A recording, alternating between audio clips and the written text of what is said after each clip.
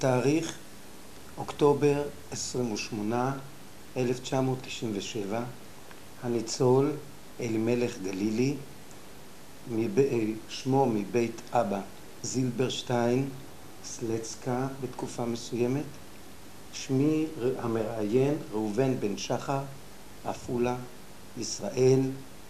הרעיון יתנהל בעברית. שמי ראובן בן שחר, היום ה-28 באוקטובר 1997, אני מראיין את אלימלך גלילי בעפולה, ישראל. הרעיון יתקיים בעברית.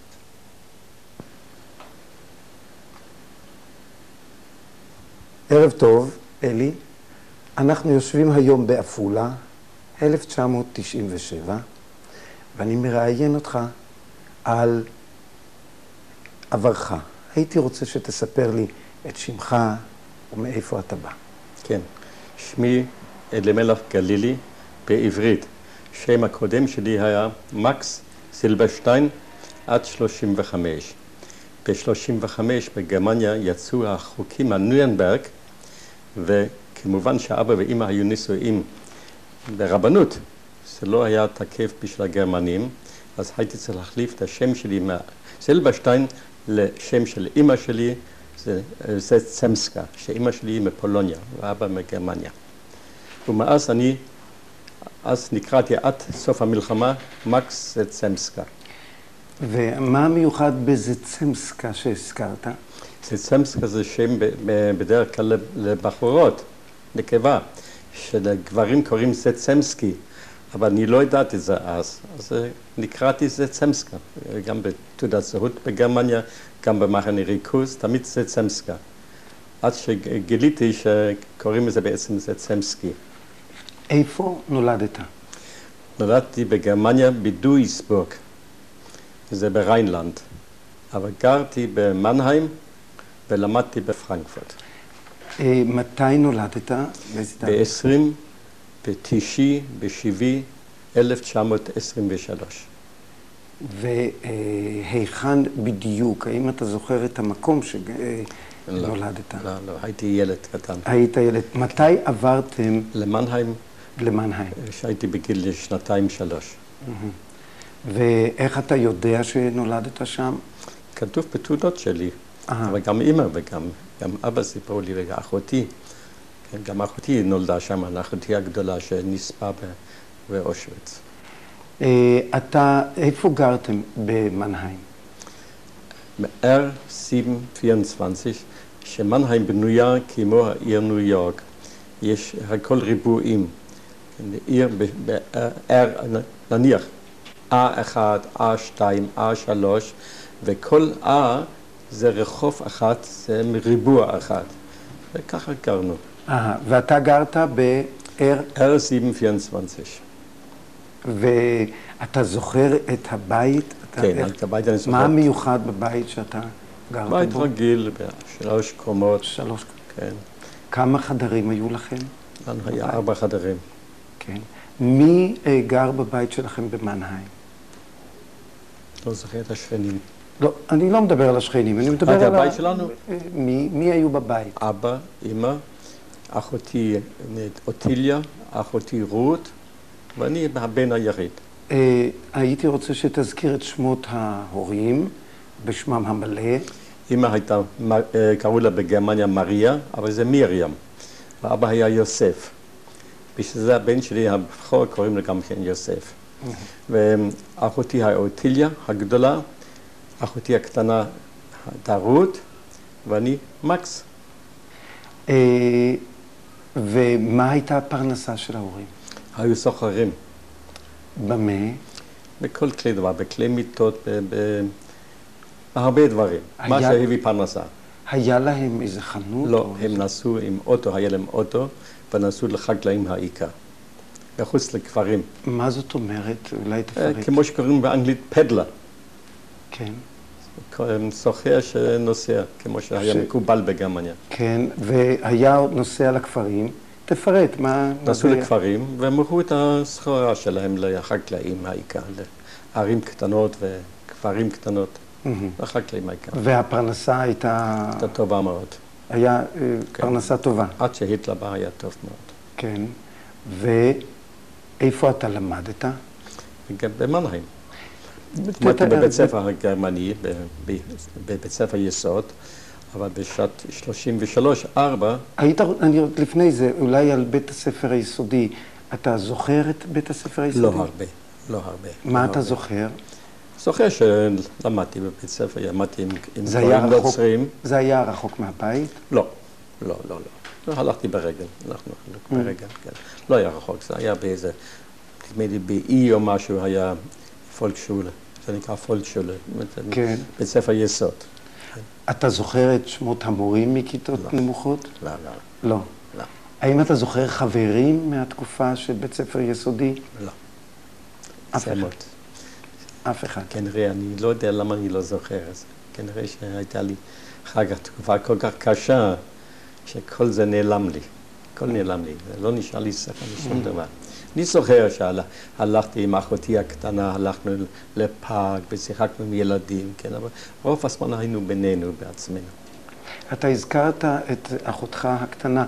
בני כמה, מתי נולדו אחותך הגדולה ואחותך הצעירה? הגדולה נולדה לפניי. אני נולדתי ב-23, היא נולדה ב-21, הגדולה. אבל היה עוד בן אחת, קראו לו פריץ, והוא נולד עוד לפני אחותי, בשנת 20, והוא נפטר עם דלקת קרום המוח. אבל אני לא זוכר את זה, קראו לו פריץ. ואחותך הצעירה? רות נולדה ב-25, ב-12 בספטמבר, וזה אחותי. האהובה שלי, תמיד דאגתי, היינו חברים יותר טובים היא ואני, מה שעם הגדולה, אוטיליה. עכשיו, אתה יכול לספר דברים על הילדות שלך שקשורים אולי במועדון מסוים, אולי בבית הספר, אולי בתנועת נוער? כן, זה אני יכול לספר, אבל בינתיים אני צריך להגיד עוד משהו. ב-33 או 34, ב-33-34, אנחנו היינו צריכים ללמוד בבית ספר יהודי. אז הקימו בית ספר יהודי תיכוני, ושם הלכנו ללמוד. אז שם הייתה כבר עברייה אחרת, שם למדנו רק יהודים, והרמה הייתה יותר גבוהה וגם יותר חברותית, והרבה ציונות, הרבה ציונות. הייתי גם במועדון ספורט, RJF, יש לי פה אפילו תמונה שאני מראה את זה אחר כך, והייתי בתנועת נוער, כן? אבל לא ציוני בהתחלה, אחר כך נהייתי ציוני. איזה תנועת נוער? אם אני לא טועה, מכבי. לא, איזה הייתה לפני זה? לפני זה לא היה שום דבר. באיזו תנועת נוער? ה-RJF, זה נקרא רייכסבונד יהודישע פרונט-סולדטן. זה נקרא הארגון של לוחמי החזיתות, של אלה שהיו בחזית. לוחמי במלחמה הגדולה. מלחמת העולם הראשונה. הגדולה, כן. זאת אומרת שזה היה איזה מין תנועה לא ציוני, אבל תנועה כאילו פטריוטי של היהודים הגרמנים. כן. אני זוכר. ומכבי, מה אתה זוכר מכבי זה היה לנו בתוך הקהילה, היה לנו מועדון, ששם היו כמה תנועות. היה בית"ר, היה בונד, והיה מכבי. היו כמה תנועות, לא כולם היו ציונים, אבל אנחנו היינו עם מדריכים. רוב המדריכים היו אפילו מורים שלנו, מהבית ספר. חלק דתי, חלק לא דתי. הרי אנחנו לא היינו דתיים, אבל היינו מסורתיים, כולנו. הלכנו לבית כנסת ביום שישי, ביום שבת, כשהייתי בר מצווה, יצאתי בכל חג לעשות מניין בקברים הקטנים. היה תנועה טובה מאוד בין היהודים, היה עיר גדולה מאוד. מה אתה יכול לספר על בית הכנסת עוד? בית הכנסת היו כמה, היה 2 או 3, היו שולים כאלה. היה אחד, היה יותר דתי, זה היה הקלאוס, ואני הייתי בבית הכנסת הגדול. גם את הבר מצווה שלי עשיתי בבית הכנסת הגדול. אתה זוכר היכן היה בית הכנסת? בית הכנסת היה ב-E2. בין E ובין R היה רחוב רחב, זה נקרא די ברייטה שטראסה. והבית כנסת היה מצד השני של הברייטשטרסה. זה היה רחוב גדול מאוד, שהיו הרבה חנויות וכאלה, לא מגורים, והבית כנסת היה במקום נהדר. והכנסת השני, קלאוס, היה מסביב הפינה, וגם הקהילה הייתה שם באי. עד 38, שביום הבדולח, ברייסטאגסברנד, הרסו את הכל, שברו. אתה יכול לספר את האירוע הזה בהרחבה קצת? את ליל הבדולח? ליל הבדולח זה היה איום ונורא. נכנסו ושברו וגזלו והרביצו, זה היה איום ונורא. שרפו את כל הבית כנסת, כל הספרים, שברו כל החנויות של היהודים. מה אתה ראית בעיניים שלך באותו ערב? במחת, אני לא ראיתי הרבה שפחדנו והיינו בבית. כן, במחת ראיתי את ההרס, כל שבוע, כל הרוס, את השנאה האיומה, מה שהיה להם. אפילו החברים הטובים ביותר פתאום נהיו נאצים טובים. הקומוניסטים הגדולים נהפכו לנאצים הגדולים. אתה מדבר על הגרמנים. הגרמנים. הקומוניסטים, החברים, השכנים הטובים, נהפכו לנאצים עתוקים מאוד. זה פחד מהמשטר. אני זוכר שהיטלר גם כן בא, וזוכר את היטלר, ראיתי אותו, שהוא בא. היה אווירה איומה. אתה ראית את היטלר, אתה זוכר מתי? את היטלר ראיתי כמה פעמים, שהוא נתן את הנאומים שלו. ראיתי. איפה? במנהיים. במנהיים. במנהיים, גופה. ואיפה התקיימו בדרך כלל בכיכרות, בכיכרות הגדולות. אני זוכר. ואתה יכול לתאר מה קרה, אם ראית, מה קרה באירועים האלה שבהם אתה רואים את היטלר, איפה הוא עומד, מה עושה הקהל? הקהל להתלהב בצורה יוצאת דופן. הוא שיגע את כולם. את כולם, היה לו מין כוח, משהו, אני לא אשכח את זה, זה אני זוכר. מה אתה זוכר? אני רוצה שתספר לי. נוסף ראיתי גם בסרטים, הרי בסרטים היה מה שקוראים כל השבוע, אז ראיתי זה יותר. כן, אבל אני רוצה להתעכב על פעם או פעמיים שאתה היית וראית. אני רוצה... הייתי בקצה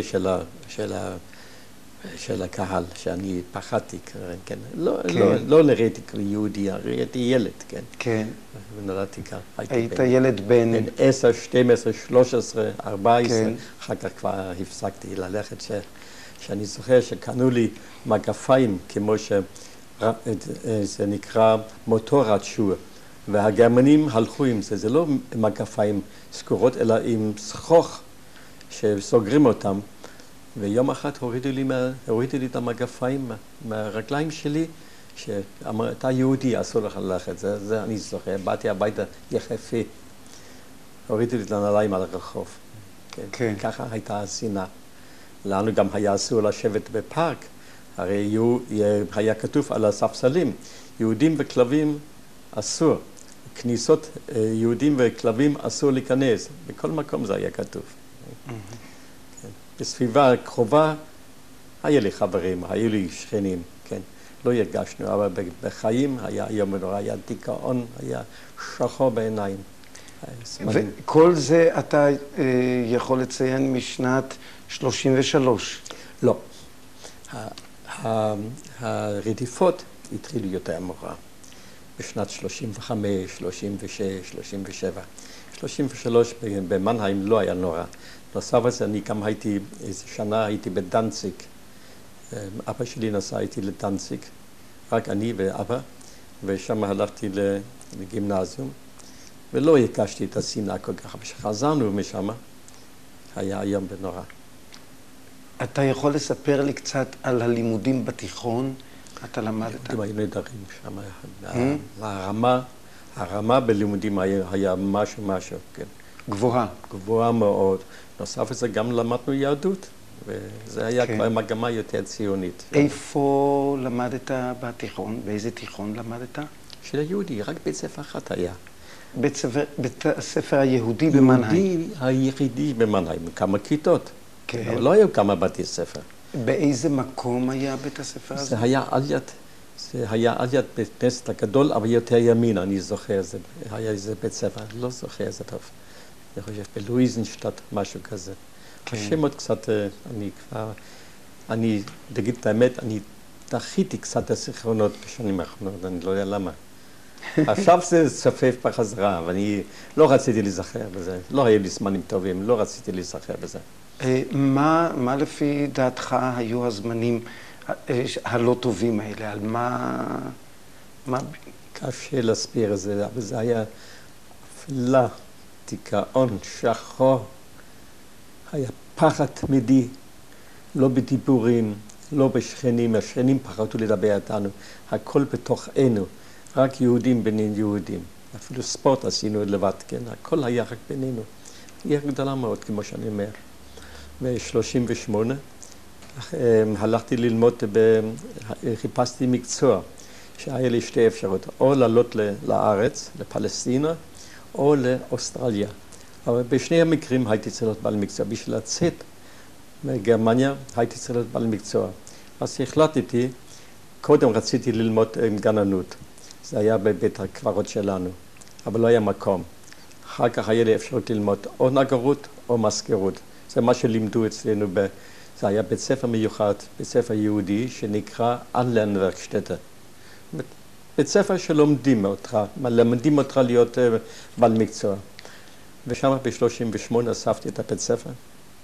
לא גמרתי את התיכון, והלכתי ללמוד נגרות.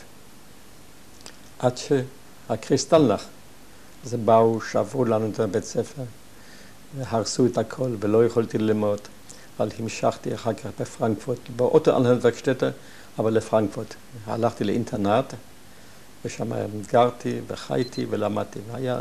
זה היה בפרנקפורט, היה הזמן הטוב ביותר, בינינו, בין עצמנו, בין היהודים. שם למדו גננות, נגרות ומזכירות, כמו שאמרתי, והיה עוד משהו, זה נדמה לי, לפחרות מטבח או משהו, בישול. תפירה, אני לא זוכר, אבל יכול להיות. כן, אבל אנחנו למדנו נגרות ומזכירות. זה אני זוכר מהלימודים שלי.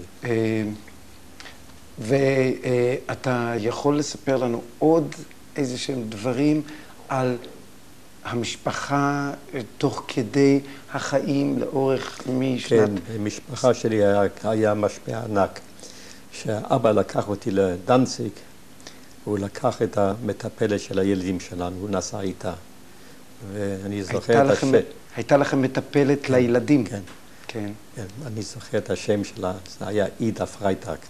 אידה פרייטג, שם פרייטג כמו בסיפורים.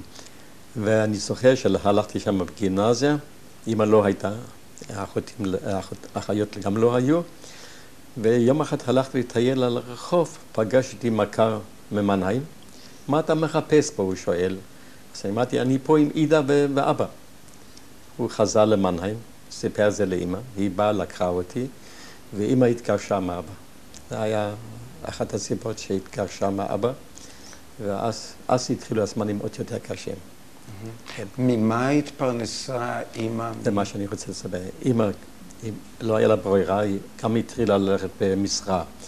קנתה אוטו, לקחה נהג גוי, שלא יכולה לנהוג. זוכר שהיה לה בויק, אני זוכר זה כמו היום. ואמא הלכה אתה זוכר את שמו? בני מול. ולמה בני מול? למה לבן שלי קוראים בנימין? לזכר של הגוי הנחמד הזה קראו לו בני, קראתי לבן שלי בנימין. הבן השני קראתי בנימין. הבן הראשון על אבא שלי יוסף, הבן שני קראתי לפי בנימין, לפי בני מול, שהוא שמר עלינו. זה היה בן אדם, היה גודל כמו איך אומרים, גרמנית ריזה, ענק. ואני זוכר שהלך עם מגפיים כמו ה-SS, ובתוך המגפיים היה לו מפתח שוודי, ואוי ואוי מישהו היה מעיז להגיד משהו לאמא או לי או לנו. אבל הצערות היו שאנחנו היינו צריכים להיות אצל אחרים, שאמא נסעה תמיד לכמה ימים, היינו צריכים להיות אצל משפחות אומנות.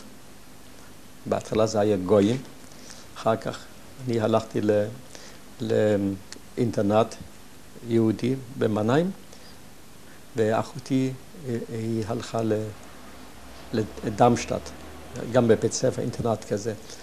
וזה אני צריך להגיד עוד, אחותי הגדולה, היא הייתה כל כך יפה וכל כך מפותחת, אפילו שהייתה בשנתיים יותר גדול ממני, שכל גבר הטריד אותה. אז אמא פחדה ושלחה אותה לפולוניה ללודג' לאמא ואבא שלה. מה שמם של סבא וסבתא שלך, אורי? סבא מצד אמא הוא אברהם, והסבתא לאה, ומצד אבא, מצד סבא של אבא שלי אלימלך, ונדמה לי רבקה, משהו כזה. בשביל זה אני אקרא אלימלך, שהלכתי בתורה, עליתי לתורה, נזכרנו על אלימלך.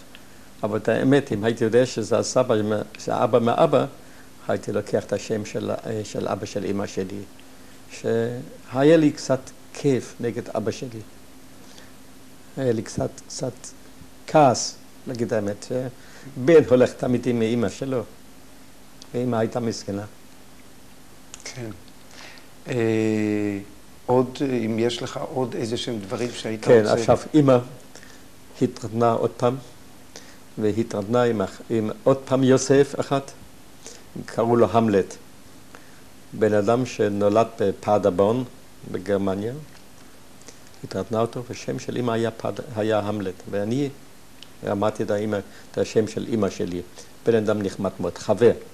היה. מה השם של אמא של משפחה שאימצת לעצמך ואחר כך מאותה שנה? מה? זה צמסקה זה של אמא שלי. כן. זה השם של אמא בבית, לפני החתונה. אבל השם של אבא שלי הביולוגי הוא סילברשטיין. אבל האבא השני קראו לה המלט. ואתה לא קיבלת את שמו? לא הספקתי, לא הספקתי. פשוט לא הספקתי לקבל את זה, הוא היה עושה את זה.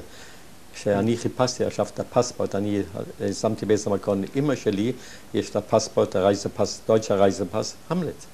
כן? ושם המשפחה קודם זה באמת זה צמסקה. והאחיות שלך, הם קיבלו, גם לא קיבלו את שמו? לא. כן. רות גם כן המשיכה, אותו החוק זה צמסקה. אוטיליה, טילג נקראו לה, התחתנה בלודג'. הנה ילדה עוד בן, היה לה בן, ואחותי הגדולה.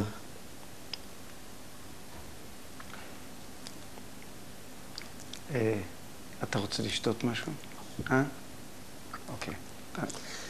נזכרתי רק אחר כך, שעכשיו לפני 2-3, אחותי הקטנה הייתה באמריקה, ומצאה ספר ממנהיים. ולמדנו לפי הספר הזה.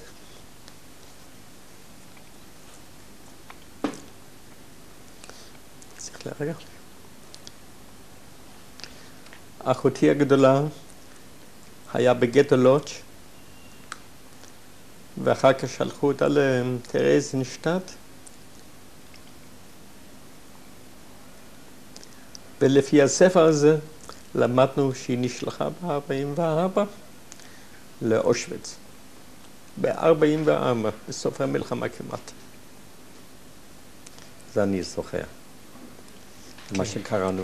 תמיד חשבתי שהיא חיה ברוסיה, ויהיה יום שנמצא אותה, אבל אין כבר.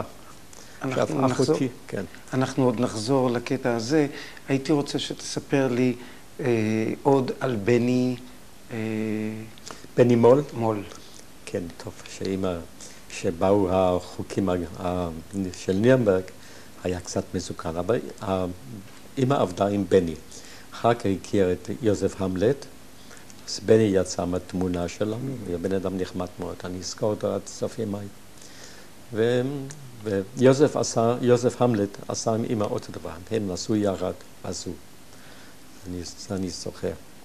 האם שמרת על קשר עם בני מול? לא, לא יודע איפה הוא. מה שקרה שעכשיו אני למדתי בפרנקפורט, זה מה שאני צריך להגיד, הרי 38 אחרי הקריסטלנחט, לילה בוטלח, אני למדתי בפרנקפורט והיה לי באמת טוב, למדתי יפה, למדתי את המקצוע טוב. זה היה אינטרנט, גרתי טוב, שירתו אותנו יפה והכל. בינתיים אמא ויוסף המלט, זה אבא בעצם, כן? חיו את החיים שלהם וזה, שנפרץ, שיצא, שהמלחמה פרצה, זה היה בראשון בספטמבר. לקחתי את האופניים בפרנקפורט ונסעתי עם אופניים למנהיים. זה 88 קילומטר, זה 4 שעות נסיעה. הגעתי למנהיים וקיבלנו טלפון מבית ספר. אם אני לא חוזר, סורקים אותי מבית ספר. אבא, החדש, זה לא אבא. אבל הבעל של אמא אמר, תיסע בחזרה. לקחתי את האופניים, נסעתי באותו יום בחזרה שהמלחמה פרצה. ובשני, בספטמבר, הייתי בבית ספר, למדתי, באו וחיפשו יהודים פולנים. חיפשו. באו לבית ספר בשביל לקחת כל הילדים שהיו נתונים פולנים. בגלל השם שלי זה צמסקה, ועוד אחת לקחו אותי, עצרו אותי, הכניסו אותי לבית סוהר, למרבה האירוניה, גם הבית סוהר, הפוליצאי גפנגניס, כמו שקראו בגלל זה, בית סוהר של המשטחה, קראו גם כן סקסנהאוזן, שבפרנקפורט יש פרווה שקוראים סקסנהאוזן. אבל שם ישבתי 10 ימים בערך, אמא באה לבקר אותי ואומרת, עוד מעט מוצאים אותך, מוצאים מקום בשביל לשלוח אותך ללונדון, ללמוד בלונדון. לא יצא. אחרי שבוע 10 ימים לקחו אותי. מה היה שם במעצר? מה אתה ועוד אחד? לא, אני לבד, ישבתי לבד בתוך התא. תא, מכניסים אותך, מה אומרים לך? שום דבר, אף מילה. יהודי, הרי זה מובן אליו. יהודי פולני, כן, אז הייתי כבר לא יהודי פולני, כן, לפי המובן שלהם, לפי ההסבר שלהם, הייתי נטול אזרחות. שטאטנלוס, כמו שאומרים בגרמנית, כן. אז ככה, נצרתי ונשלחתי ונשבתי בבית סוהר. בלי הסבר. ואתה בן, באיזה גיל זה היה? בדיוק, מילאו לי 16. ב-29 ביולי נהייתי 16, ובספטמבר, בשני כבר נצרתי. אמא ביקרה אותי ואמרה הכל יהיה בסדר, ואחרי שבוע, 10 ימים בערך, לקחו אותי בתוך אוטו של המשטרה, הביא אותי לרכבת, היה שם תא של רכבת, והיו שם כמה יהודים כבר, אני הייתי כבר בין כמה יהודים, ונסענו לכיוון ויימאר, בוכנוולדה. הגענו לבוכנוולדה, התברר ששם יש מגפה, אז המשיכו לברלין, והעבירו אותי בתוך זה נקרא בגרמנית, der rote Alex. זה היה בניין ענק של הגסטאפו, זה בית סוהר של הגסטאפו, זה נקרא der rote Alex, אלכס האדום, על האלכסנדרפלץ. שם ישבתי למטה בתוך מטף ענק, לפחות 400 איש, אבל לא יהודים. אנחנו היינו כמה יהודים, ישבתי שם, להפסיק.